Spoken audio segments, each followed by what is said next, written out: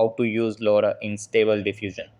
Hey guys, in this video, I'm going to show you how you can use Lora in Stable Diffusion. So make sure to watch this video till the end and let's get started. So the first thing that you want to do is go to the extensions tab and ensure the Lora extension is listed. If it's not, upgrade automatic 11.11 to the latest version. Over here, visit the Civit AI website and click on Models. In the Filters section, choose Lora.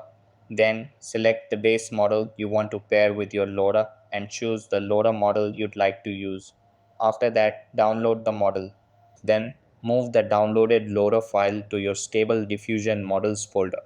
After that, navigate back to Extensions and restart the UI. Over here, click on the Lora tab and you should see your Lora model listed there.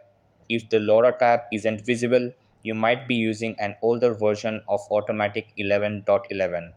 To reveal it, click the Show Extra Networks icon located below the Generate button.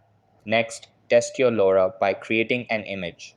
For example, create an image of a samurai cat, then navigate to the Lora tab, click on your selected Lora, and add it to the prompt.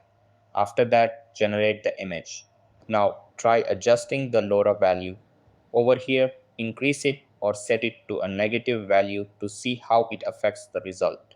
Continue modifying the value until you achieve the desired outcome.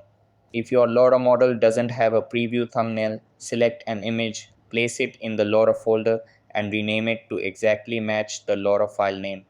Then restart the UI, go back to the Lora tab, and the thumbnail should appear.